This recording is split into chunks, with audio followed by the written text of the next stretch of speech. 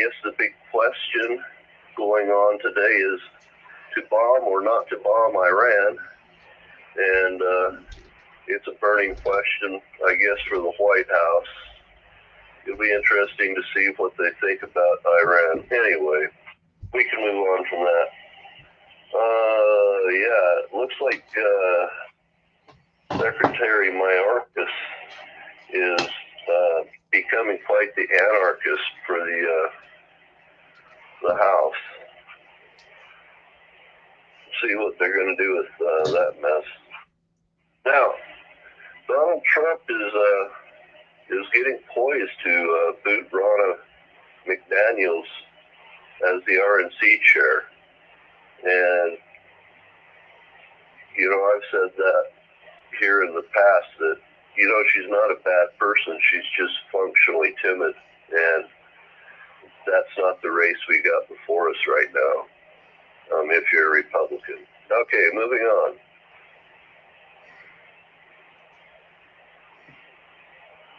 In Colorado, there's a 91-year-old gal in Lakewood named Norma Anderson, and she's filed suit to get Trump removed from the ballot in Colorado. We've heard about this for quite a while.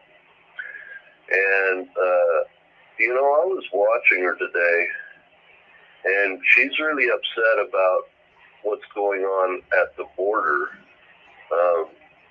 as opposed to, you know, the whole thing of sedition. So,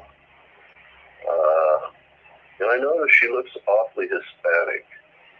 I wonder if that has something to do with everything. Just saying. Okay, and or insurrection. I'm sorry, not in sedition. Under the 14th Amendment. But if you read about the founding fathers of what they considered insurrection, like the Civil War, where, you know, 1 million were killed or wounded, yeah, that makes sense. I wouldn't want Jefferson Davis running for the presidency of the United States after that, or, you know, Robert E. Lee for that matter. So that makes sense, but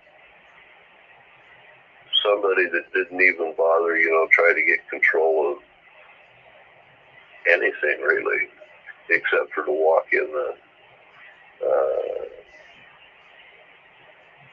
walk into the Capitol. Now, once some of them were in, of course, they did some things they shouldn't have been doing, but I don't think that had anything to do with Trump because he told everybody to go home before that.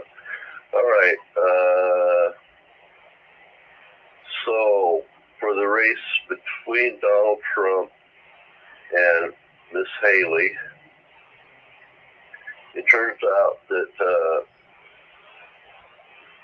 she's going to be riding on a big money surge here. As, you know, turns out there's rhinos in the public sphere and NGOs, right? And PACs that want to save the great global climate reset. Yes, from Davos and, from Davos. Moving on, there have been some Texas border rallies showing support for border security in Orlando. I guess it's, or Wimando, Texas. And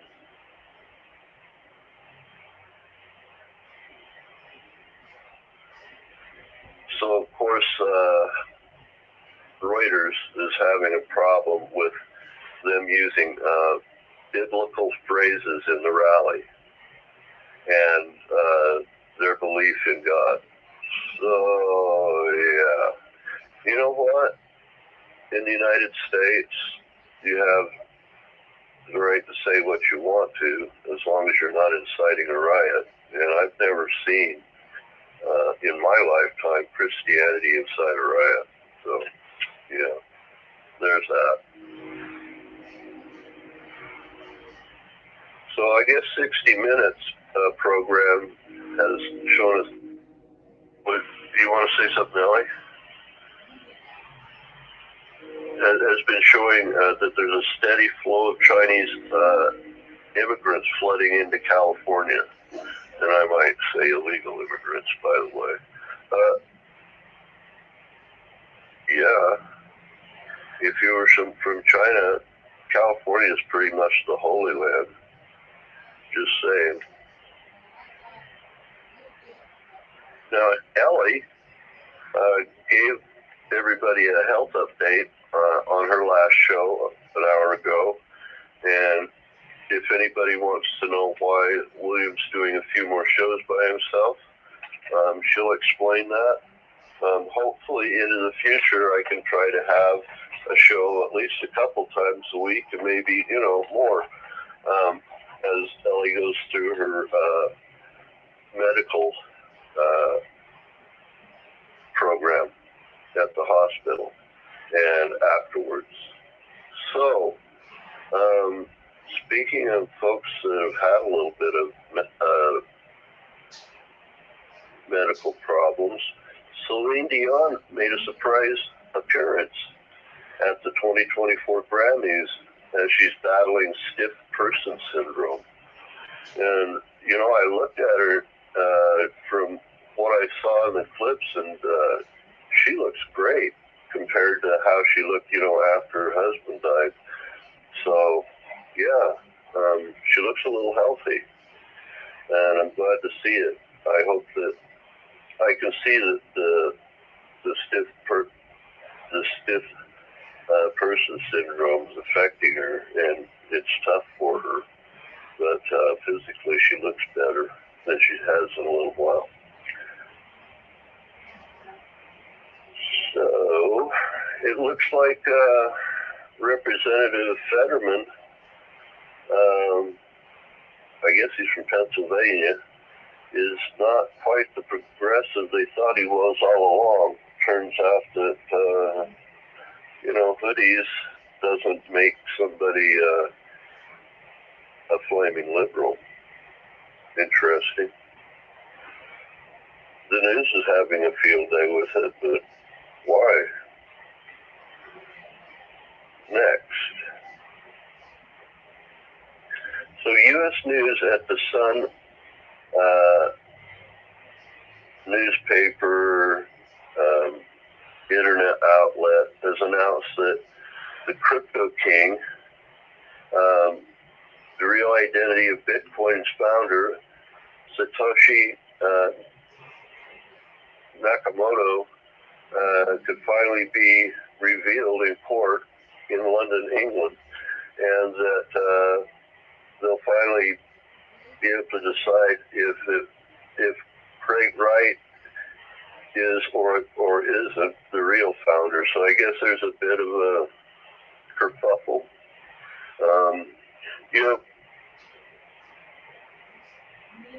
Mr.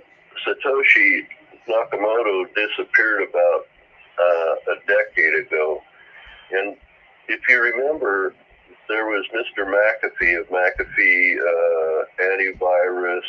Well, he was writing code for blockchain, and blockchain is what Bitcoin is the operating system, if you will, for Bitcoin. And he kind of mysteriously died. And if I was involved in blockchain, and one of the great promoters of blockchain suddenly, lost his life, even though he was pretty healthy, I might disappear too. So what is blockchain technology? So it's kind of a technology that sends its information not out onto the web. They have what's called blockchain or Bitcoin. They're called farmers. And these farmers create these small server systems. And on these server systems has the data from blockchain. Now, they don't have the keys or the codes, anything like that, but they have date time stamps, and their information goes back onto blockchain so that the people who do have the codes can see, so they get paid a little bit for running their servers. And these servers are all over the world. Now, you know what the internet is? Well, there's a thing called the intranet. And an intranet is like Google's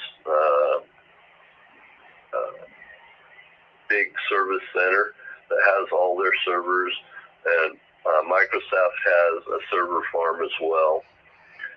But these are just home server farms, and they use miniature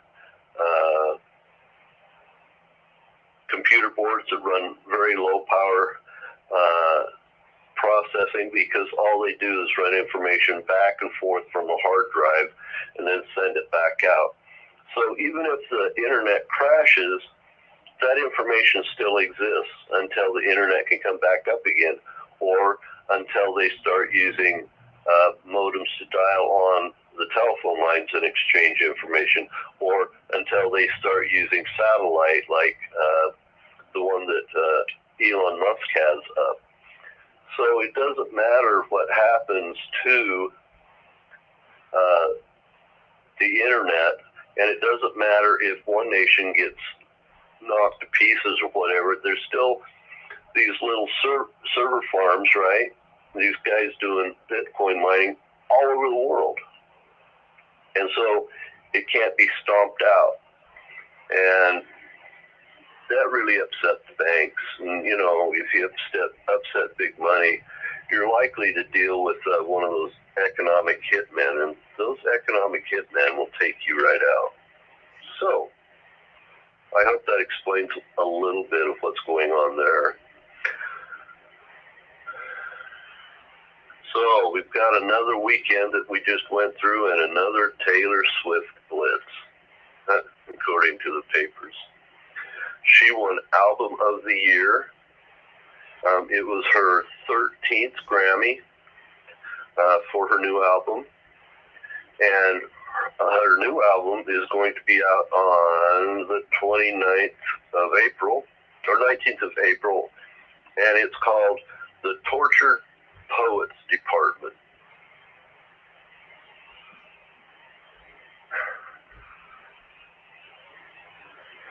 So, you know how a fireman can see other firemen, and policemen can see other policemen, and military people can see other military people just in their mannerisms? I think she might be part of the MK program. Just saying, really? Tortured Poets Department. I mean, society, yeah, no. She said department, like governmental department or corporate department. Just saying, she may be giving us a string of psychological cues learned from, certain programs, and using those cues for her listeners to induce some sort of mind, not a hypnosis, but a type of suggestion that really targets specifically young women.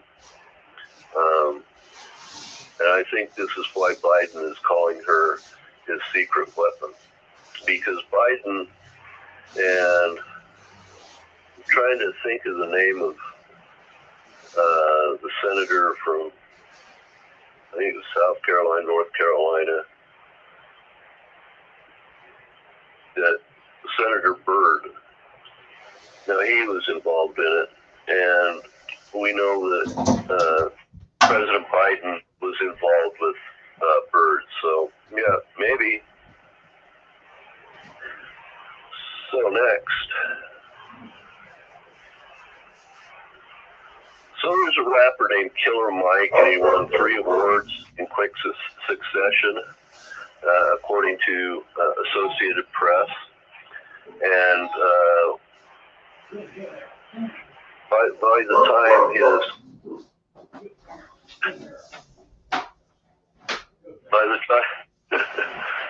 time his part in the program came up at the Grammys, it turns out police already had him in custody before the ceremony began. That's too bad. Sorry, Killer Mike, they got you. Seeing that it's California, he's probably already out again. Next. The Super Bowl. This is important stuff. Everybody just stop what you're doing, and I want you to think about this. Susan, Karen, everybody over in Facebook. They're going to play it safe into the future with these commercials because they're trying to avoid backlash from their critics that could cause a loss in revenues, because apparently they've stabbed somebody's special cow.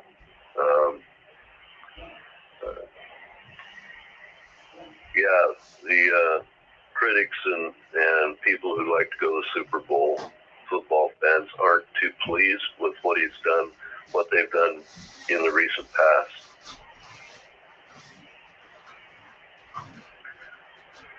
Now, so there's this, you've all heard of the Daily Beast on the internet. And according to a report from them, their reporter, Gormick Reese, Gormick, he's saying that Nancy Mace's entire DC staff have quit her, and they call her delusional, and Congress considers her a joke, and her office is a toxic, has a toxic atmosphere surrounding her. Well, if you're a globalist, if she's not, yeah, there might be. And if your whole thing is about plugging into the Borg and being the same as everybody else, don't hang with Nancy Mace. You know, she was an athlete. She's going to do it her way, how she thinks.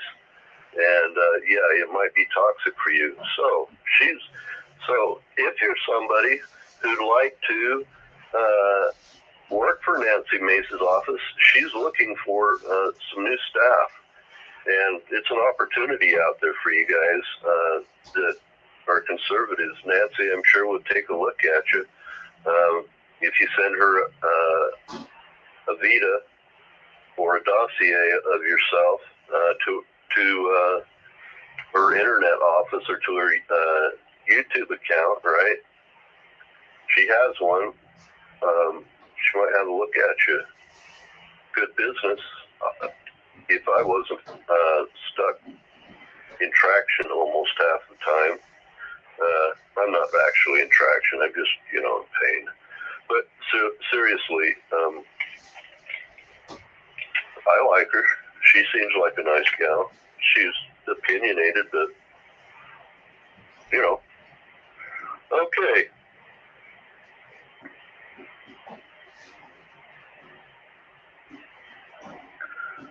So there's an $818 billion immigration bill that has been being worked out, and Republicans are at war with it because it was.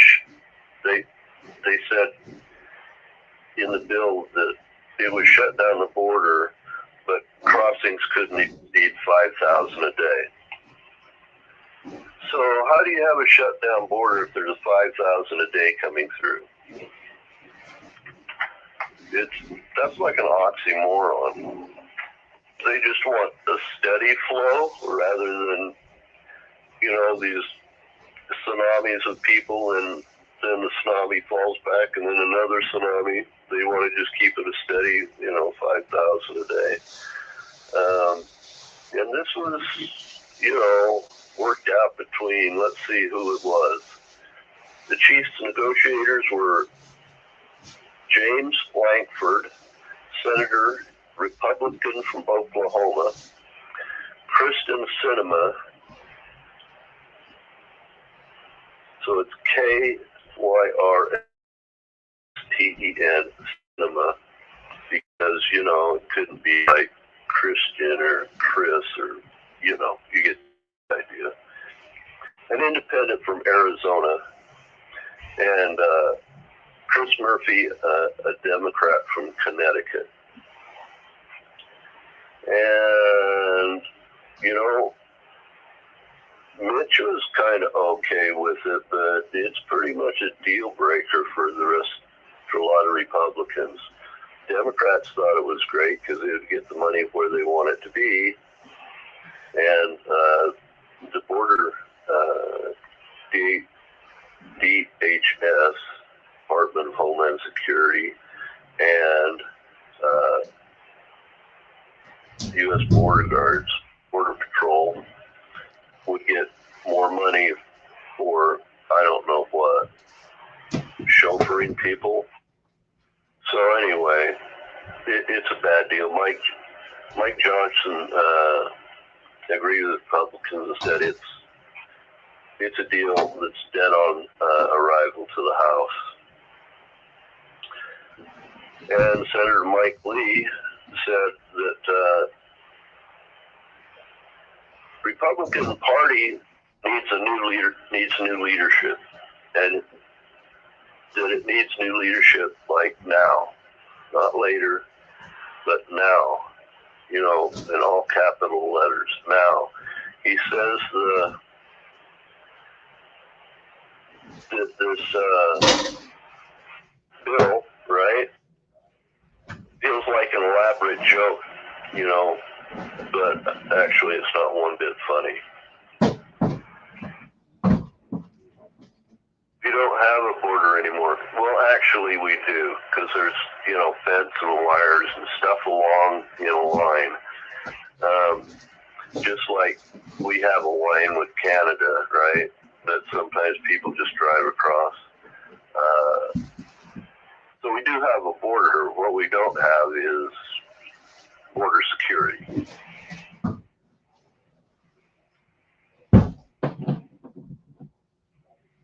But if you don't have border security, do you really have a functional border? So is the border functional? Well, if you're a terrorist and you come to the border, do they return you to where you came from, or do they let you through? We'll just let Homeland Security determine that for us, because I think that they're, you know, falling on their face.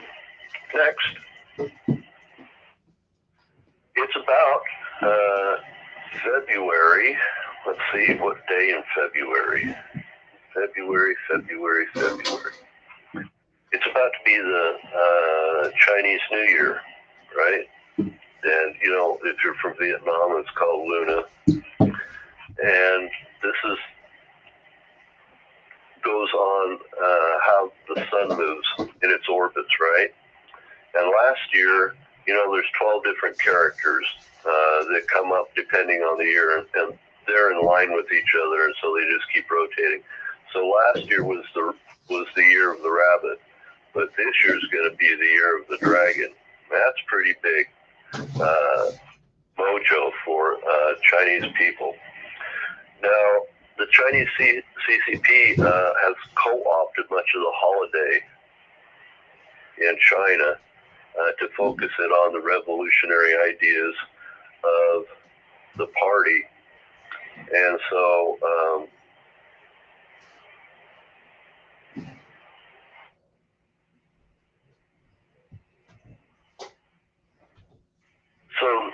the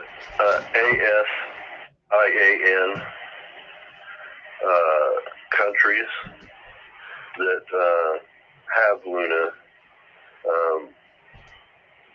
are not too pleased, I guess, with some of the rhetoric going on in China, because it affects their holidays as well. So Luna in Vietnam, it has very different ideas than what's going on right now in China. There's I guess an Aryan god, not Aryan, but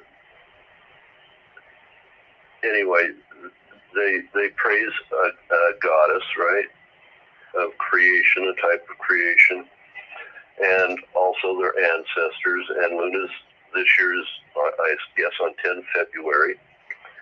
And they have dancers on the holiday, like lion dancers and dragon dancers. They do the fireworks on the holiday. Do family gatherings, visiting friends, and they give out these red envelopes. Now, in Asian countries, money is very, very powerful.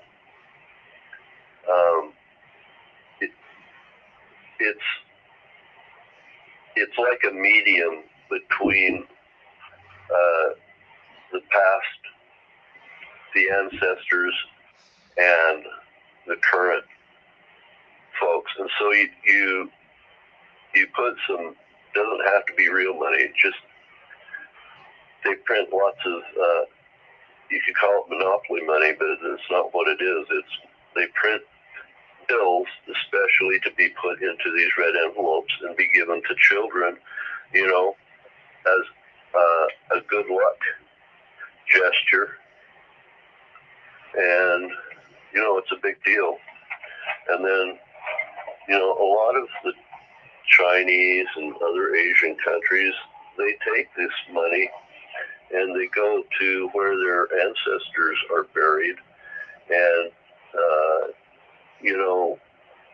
there's a little ancestor worship in Hawaii too. I used to live there. And on Luna, you would bring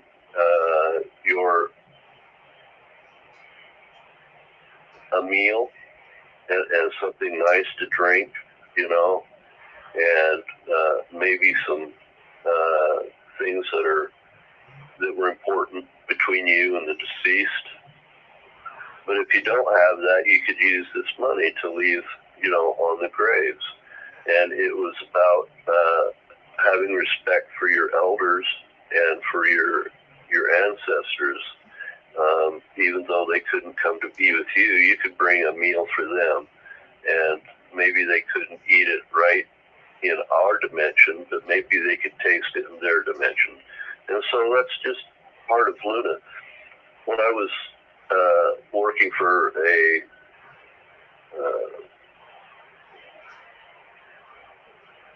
military contractor, subcontract was major contractor, they had 27 different languages spoke in our facility. And this is like a 500-person facility. And the Vietnamese people that were boat people, that had been terrorized by pirates, and there were all kinds of hideous things that happened to the folks before they finally made it to the United States. But they had all gone to school, and they were learning, how to create this sophisticated equipment, their portion of it, right? And they adopted me because I respected them for trying to escape communism. Of course, William and communism are like oil and water. We don't get along well at all. So, yeah, they went in and they had all their special Vietnamese food and brought me, burger and fries, and we had a good time. But they liked me. When I get called out every once in a while out on the floor, there'd be like 17 or 18 Vietnamese people go, "Oh, William got it." It was fun. Okay.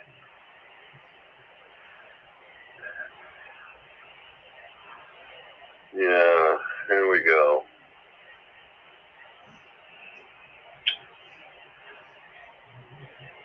So in another round of attacks, 6 Kurdish fighters were killed in a drone attack in a Syrian base a Syrian base that housed U.S. troops.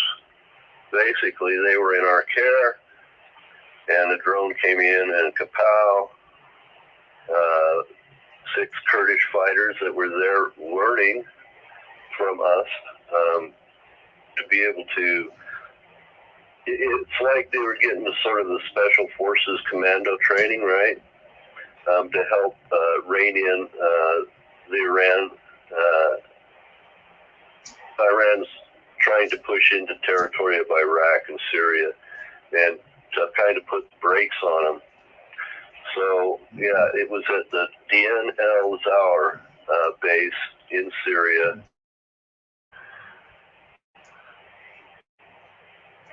And it's a shame. We're part of the Kurdish Syrian Democratic Forces, and of course, like I said, they're under the protection of the U.S. military when they were struck. And of course, this was done by a militia that was backed by Iran. It turns out it came out of Iraq, and it's been dubbed or named the Islamic Resistance in Iraq. And they released a video claiming responsibility for the attack, of course, from an unspecified location to the Associated Press. So, yeah. And, of course, this is in light of the Israel-Hamas war, they say. But, in all truthfulness, Iran's been pushing into those areas for since the end of the Iran-Iraq war.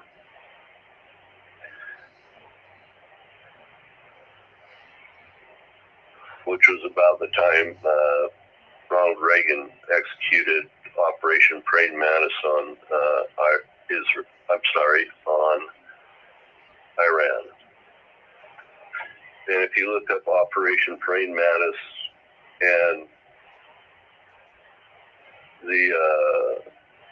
a guy by the name of Fat Electrician, this guy that does the history of this praying mantis, so you can kind of understand Iranian tendencies in this tit-for-tat type retaliation and strikes between the Houthis and Hezbollah, Hamas,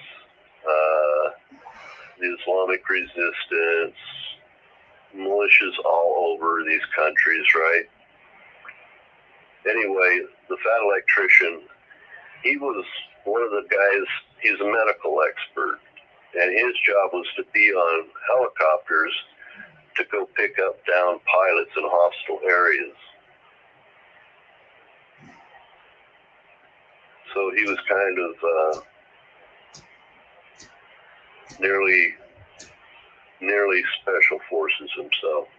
But he has a wicked sense of humor, and it makes it fun to kind of understand a little history of Iran just prior to Operation, not Just Cause, but Operation Desert Storm that I was a part of. Anyway.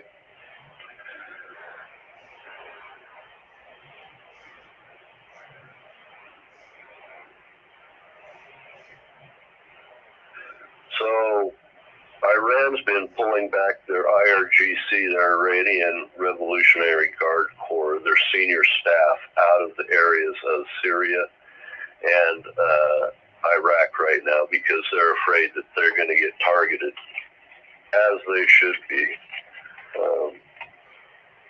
I think they should be targeted anyway, even though they go back to Iran, but that's just me. At least, of course, there were 7 SDF fighters also killed in a strike, and 7 killed and 18 others were wounded, some in critical condition. So there's been a lot of strikes back and forth.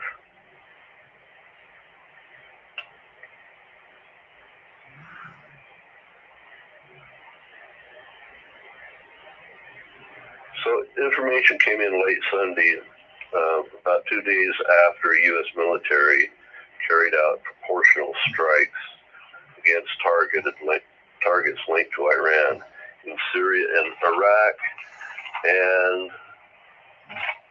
now they've got, the U.S. military said it struck 4 anti-ship missiles on Sunday that were being prepared to be fired at vessels in the Red Sea from rebel Houthis in the area of Yemen. Now, in a statement Monday from the United States Central Command for U.S. forces in the Middle East area, said strikes were in self-defense due to the imminent threat to U.S. Navy ships and merchant vessels in the region. The U.S. and England, Britain, struck 36 Houthi targets in Yemen on Saturday in the second wave. Now, there was a first wave also, and they're trying to disable these Iran-backed groups from being able to attack Americans and our international friends in the region, in the wake, of course, the Israel-Hamas war, which, of course, we're not part of. And even if we didn't sell them arms, they would get them anyway, and the same thing would happen. It's out of everybody's hands, guys. They say that the Gaza War of October 7th was at the heart of these actions that have happened recently, and that's, everybody's saying that's the reason. Now, so that Operation Praying Mantis I talked about was about proportional responses to attacks. So, like, there's tit for tat, then there's proportional response, where there's self-defense, right? And you get involved with these either with and sometimes in the self-defense without direction from the White House, because all U.S. forces have the right to self-defense.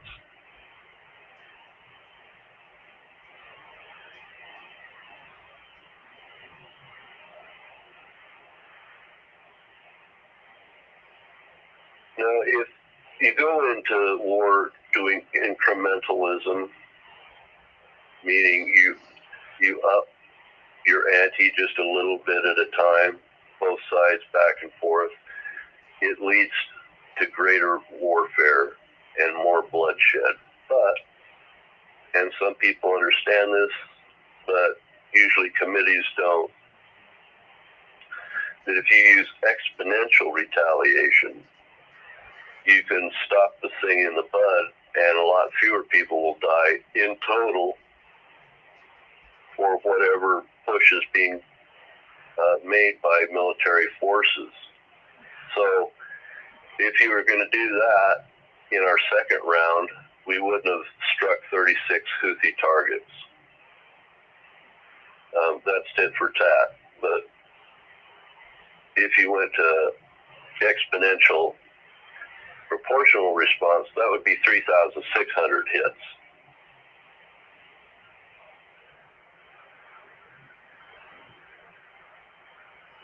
Hi, Linda. Yeah, I agree. McConnell needs to go. He absolutely needs to go. He keeps finding himself on the wrong side of history. I mean, he had his day, but this ain't it anymore. So in Hebron, there's a hospital. It's on the West Bank in Israel.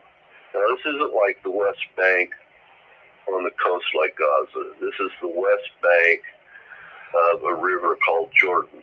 Now, the River Jordan, on the other side of this small river is the country of Jordan, and then on the Israel side of the territory they're involved with is the west bank of the Jordan River rather than the east bank, which is the nation of Jordan.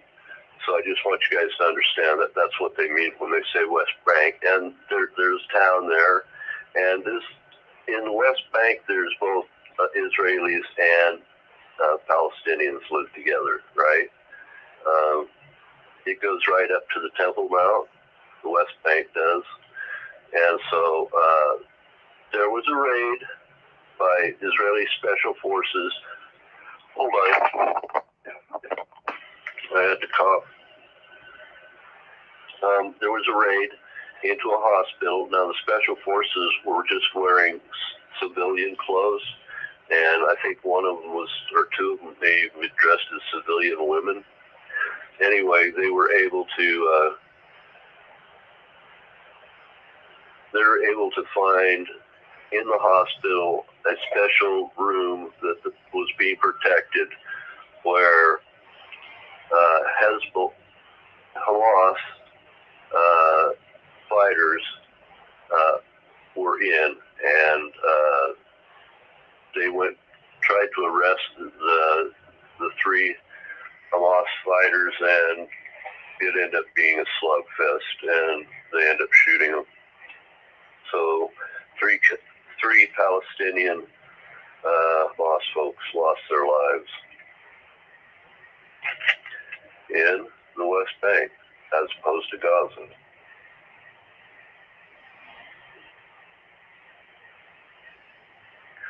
Now, because of all the strikes going on by the United States and Great Britain, the Iran's Revolutionary Guard senior officers are being pulled back out of Syria and Iraq to safer locations in Iran. Now, the hostage talks in Gaza and Israel are still at an impasse so far, even though there's been a push for an agreement between White House officer Brett McGurk, the Egyptian intelligence agencies, and the Qatari government, trying to come up with a agreement that both Gaza and Israel feel like they get enough of an opportunity that it's worth it. But so far, it's been an impasse. Now, they've started these talks again, and Secretary Blinken's going to the area, and we'll just have to see how that works out. Okay, Dateline South China Sea.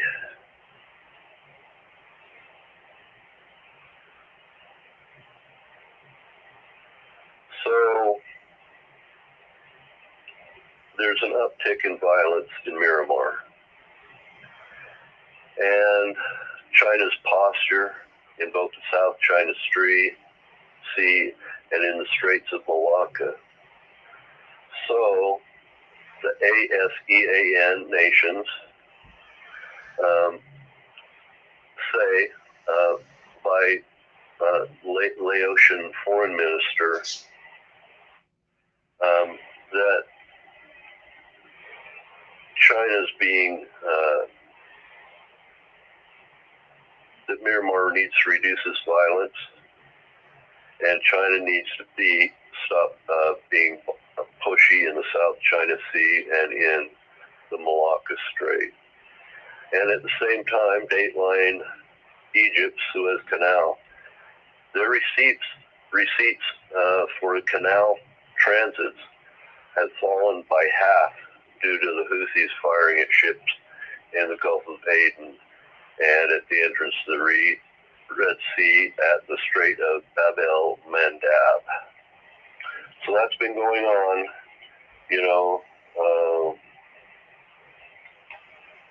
they've hit Houthi targets a number of times, but they're not going to listen until you bring in the B-52s, honestly. You can drop a couple of 1,000-pounders off these small jets, and they're just going to wake up the next day and do what they do until they get bombs raining down on them. I mean, really raining down, like 80 at a time after time after time. You're not going to get their attention. These are folks that don't have a long attention span. Just saying, guys. Now, at the same time, in Egyptian waters, just south of Gaza, France has brought in their hospital ship and are treating people wounded in the Gazan war, which I think is a good thing, because once you're wounded, you're neutral, right? It doesn't matter if you're an enemy combatant or, you know, if an American finds somebody wounded on the battlefield or one of their own wounded on the battlefield, once they get them to the hospital, they're treated as equals. And because of the Geneva Conventions. And so I'm glad to see that, I don't know if Israel sees it that way, but the United States does, and most of the Western world. So France is doing a really good thing by bringing in that big hospital ship. It's expensive. They have to bring in all their doctors, nurses. This is a big hospital ship. It's like, you know, the United States has hospital ships as well. We have the USS Mercy and the USS Comfort, and they're hospitals built inside of an old super tanker. Now, you know how big a super tanker is. They're huge boats, and they use up all the space they put in these things for treatment. They're massive, expensive articles of war,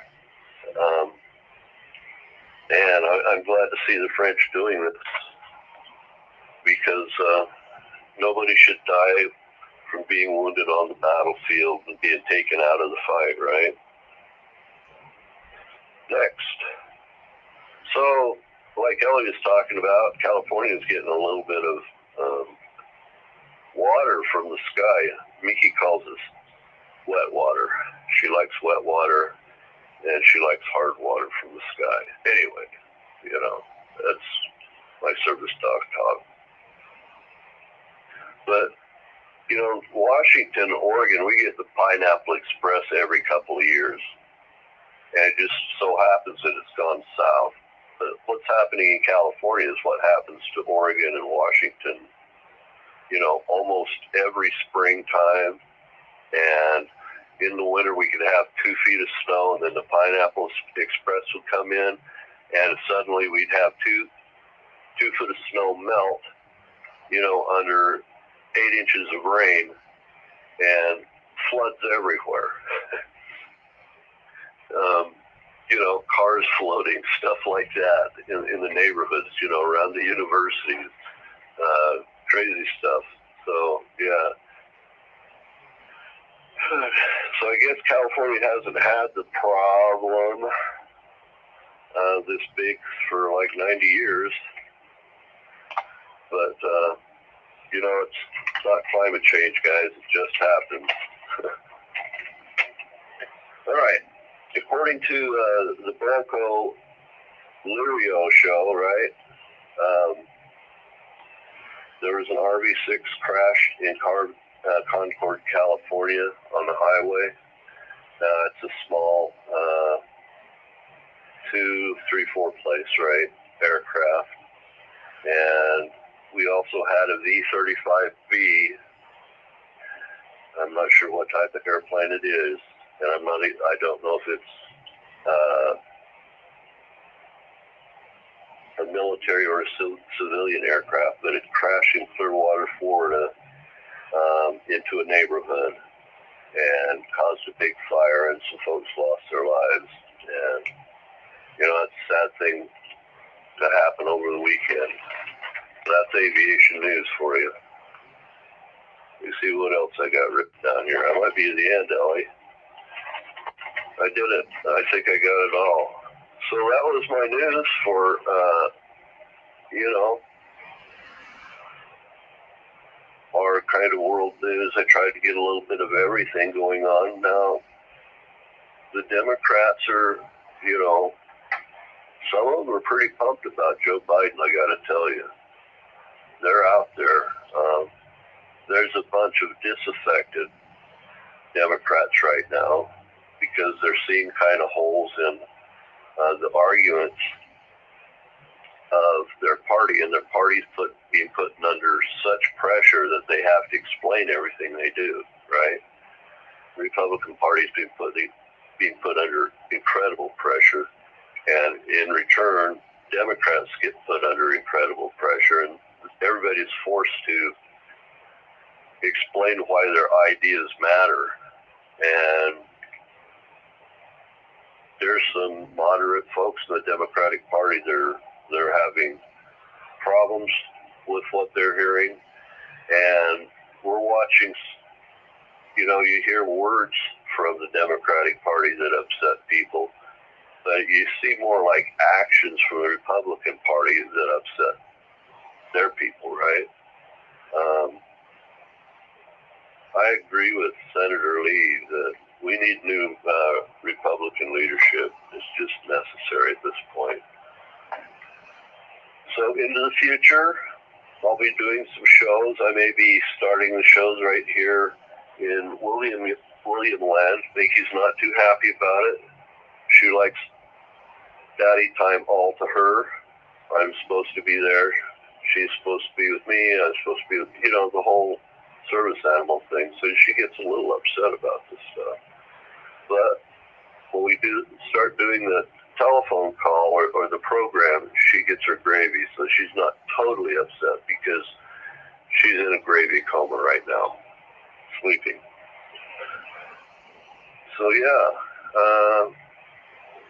please like if you enjoy what we bring to the fore with news. We try to make sure it's stories that have attribution. They're not like conspiracy theories or like some of these organizations that are out in the world that put out information, but they don't put out attribution because they're secret groups. Yeah, we don't do that. We scour the world for information that's viable and repeatable, and that we're hearing in not just one country, but we're hearing all across the globe. So we know that to a degree, it's likely to be true. And so we're not getting just, you know, people's imagination out there. So please, they all upset you, Linda, huh? Well, okay. I'm with you on that. Keep Ellie in your prayers so she can have a quick recovery. And I'll do as much as I can do here. I'm kind of a disabled vet. There's only so much I can do, but I really enjoy doing these shows.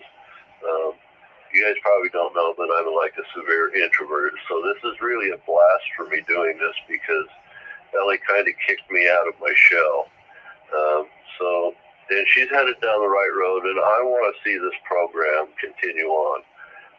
So I'm going to do for her as much help as I can, and if anybody else wants to grab stories to bring to the fore, I'm sure she wouldn't mind, you know, to help the program as long as we all just mind our P's and Q's and not do swearing and, you know, evil things like plagiarism or something like that, because, you know, the YouTube gods get very upset very quick. So even though I have a military language, I have to kind of stay in my civilian language when I'm on the show. Forewarned is forearmed. That's right. Ellie's been going in the right direction on the show. She's trying to bring a good product forward that everybody can use. whether you live in the United States or abroad, whether you're progressive or and liberal or conservative or just middle of the road. This is all information you can use to kind of understand how the world's being involved. So like what's going on right now in the Middle East is destabilizing the rest of the world. We're seeing more and more violence starting to break out on other borders around the world where there are disputes. So, yeah, we kind of have to keep an eye on that. I'm surprised this administration doesn't understand global power dynamics. So they either don't understand or they're anarchists because they just keep doing the wrong thing. And it's not like they do the wrong thing once in a while. It's like they almost do the wrong thing every single time. And if they do the right thing, it's just by pure accident. Remember Wrong-Way Feldman, he'd get turned around and end up landing where he took off when instead of making his journey to where he was going. And that's kind of like these guys.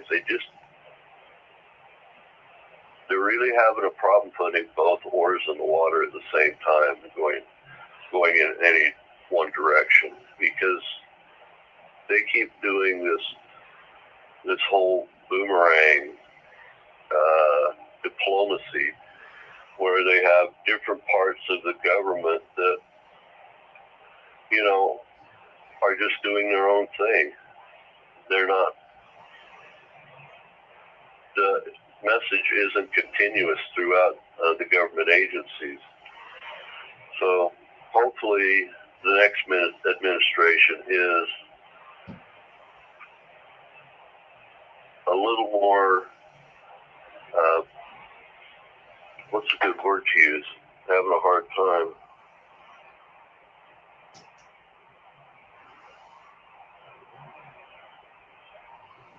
Is more capable of following the laws of the land. I guess that's the best way to put it. You can't just go and make things up as you go. You need to follow the rules of war. You need to follow the laws of the land. You need to protect your people. You need to make sure your people have an opportunity for growth or your country will collapse. But we're not seeing that so much. And that's why this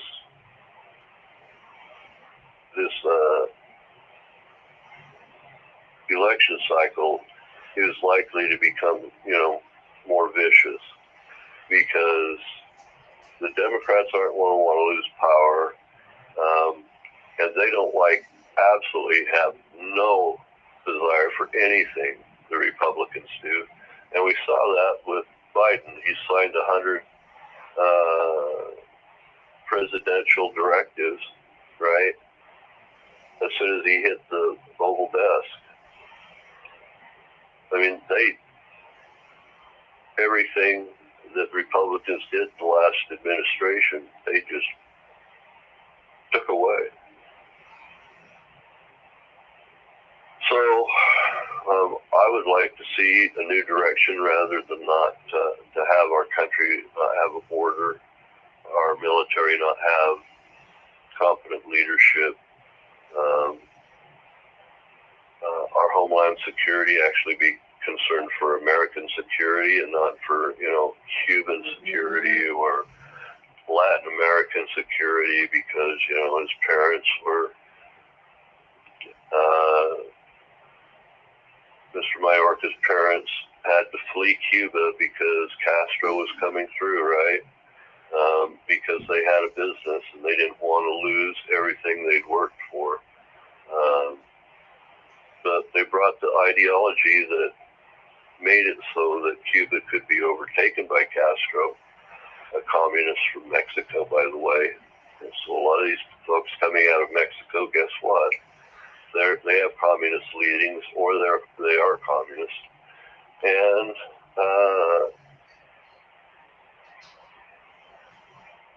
so it's hard for them to let go of their ethnicity when they come to this country. When most of us from Europe came to this country, we had to leave our identities behind within a couple generations. We weren't, I wasn't Danish anymore. My family wasn't Danish anymore. It was American. My grandmother's birthplace in England, my great-great-grandmother's birthplace in England, and she came over as a child. She wasn't from England. She was from the United States. Then, we got a French part of our family. We're Heinz 57 like everybody else in the United States. Wow. So,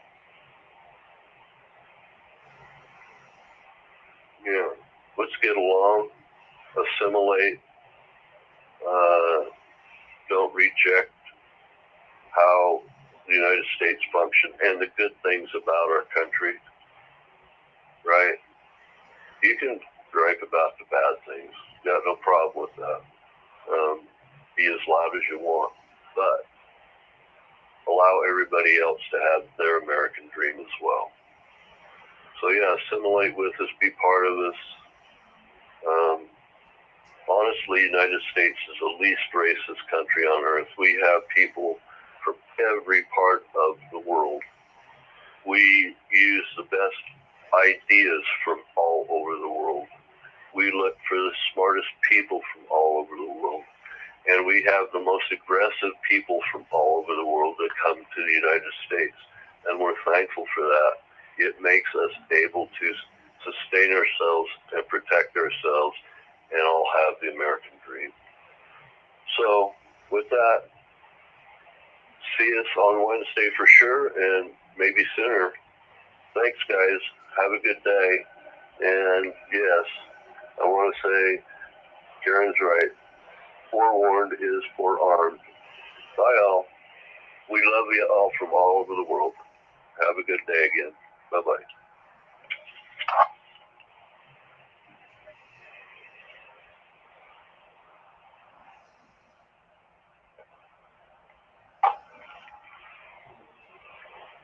Now, if Ellie doesn't come back to end the show, because she might be feeling bad, just go ahead and turn the show off and move on to other places, because it might take her a minute to come back and set up that outro if the kids haven't told her it's time, because she may not be in the room where her computer is. So have a great day. Bye-bye.